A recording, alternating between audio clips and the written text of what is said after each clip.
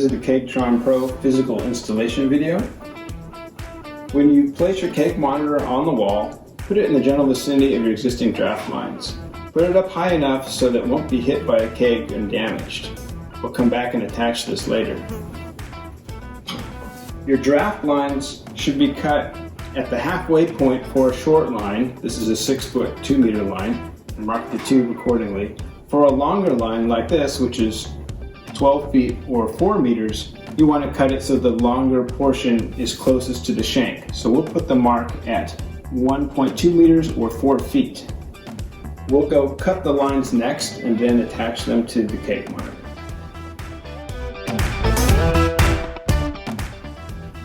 When you're ready to connect your draft line to your keg monitor, you need to know what type of lines you have and their dimensions. Let's look at two different common types of lines that are used in draft systems. The bottom line is called polyethylene, poly, or barrier line. As you can see, it's extremely rigid, not very flexible, and opaque. You can't see through it very well. The other type of line is called vinyl or PVC.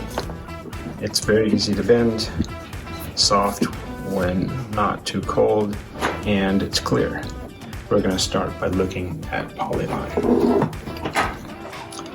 With polyline, we want to make sure that we have a nice, even, clean cut. Otherwise, we can get a leak when we plug it into the keg monitor. To do that, the best option is to use a tubing cutter. It's very inexpensive and do a very nice job. If you don't have a tubing cutter, you could use a straight razor blade. To make a clean cut, simply take the tubing cutter, place the tubing in there, press down, and you should have a nice square cut at the end to ensure a leak-free seal. The next thing we want to look at when it comes to poly tubing is the dimensions.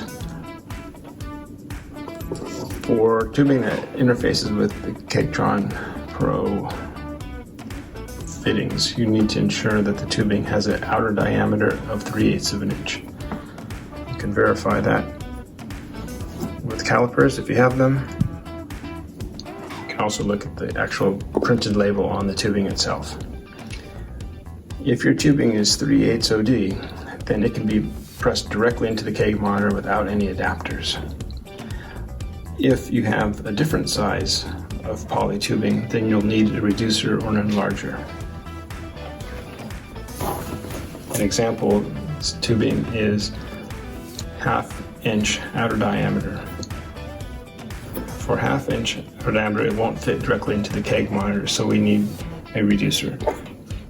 These are available from John Guest. You can also look on the Kegtron Setup and Installation Guide for a list of suitable adapters. Once you find the right adapter, simply plug your tubing all the way in until it's fully seated and pull to ensure that everything is tight. The stem of the adapter should also be 3/8 of an inch, just like the tubing we were using.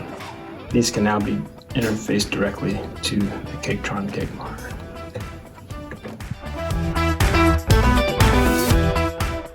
When connecting PVC vinyl lines to your keg monitor, an adapter will be needed. Kegtron Pro uses John Guest 3/8 OD stem fittings, but for PVC and vinyl, you need to use a hose barb adapter in order to get a good seal. Included with every Kegtron Pro shipment is a 3/8 inch OD stem to 1/4 inch barb adapter. This works with 3/16 ID tubing, which we have here. 3/16 ID tubing is often used as restriction line for direct draw and kegerator applications. You also need to use a clamp on the hose barb to ensure that you have a solid seal without leaks. We recommend using a hex driver, in this case a 6mm hex key driver, to make your life easier. You can also use a flathead screwdriver. The last thing to keep in mind is that vinyl PVC gets easier to work with as it gets warmer. So to save some time, we took a cup of hot water and soaked our tube in it. If you soak your tube in hot water for about 30 seconds, it'll make your life a lot easier trying to insert the adapter. Use two hands, press the adapter into the line and make sure you push it all the way over all of the barbs. It takes a bit of effort, but soaking the tube in hot water will make your life easier. The other thing you want to do is make sure that you have your hose clamp over the line so you can clamp it into place. Place the clamp over the middle of the barbs. Don't place it at the edge or all at the opposite edge, otherwise you won't get a good seal. Use your hex driver to tighten things up.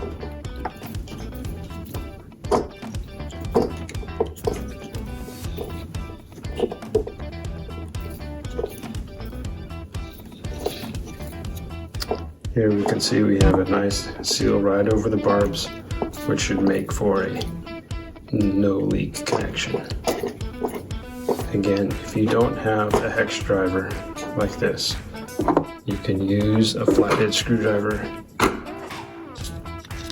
It will take a little bit of extra effort, but it will work. Once you have your assembly together, it's ready to be inserted into the keg monitor. If you have a different size of vinyl tubing, then you'll need a suitable adapter to make it work. An example sometimes used is 3/8 inch ID PVC vinyl, and you'll need a suitable adapter to make it work with 3/8 inch stem. Go through the same process, push the tubing on, and then clamp into place. Visit the Kegtron Pro Setup Installation Guide for a list of suitable adapters for different types of lines. Now we're ready to attach the beverage lines to the keg monitor. The first step is removing the red retention clips. Pull off all of them and set them aside.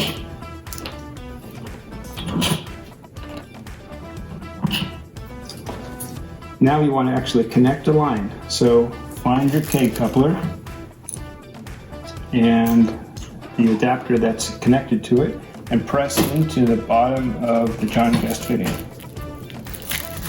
Press all the way until it stops. We're going to do the same thing with the outlet. Plug that into the top. Liquid flows from the bottom to the top, so we always want to make sure it's going in the proper direction. If you forget, there's an arrow on the side of the sensor. Let's do the same thing for port 2.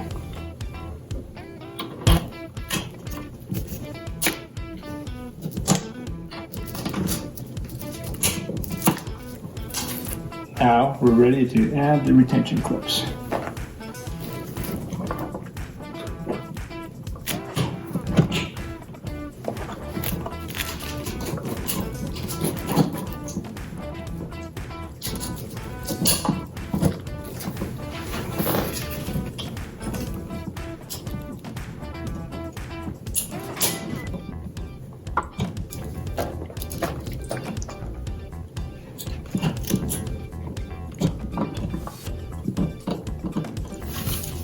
Our clips are in place, we're done.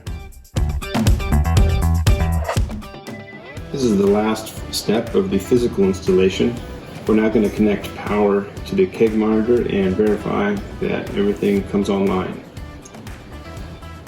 Take our power cable assembly that we built earlier and make sure it's plugged into the power source. And we'll plug that adapter into the bottom of the keg monitor. Then look at the indicator lights. The orange light tells us it's powered, and if the green light goes solid, then we know we're connected to the network. So solid means we're good to go. Let's go ahead and secure the power adapter with this flathead screw. And then we'll put the cable shroud into place. Help keep out any splashes or moisture.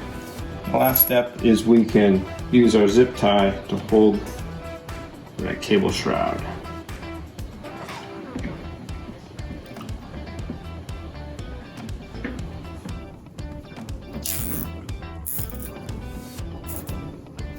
And then we'll give it a little trim.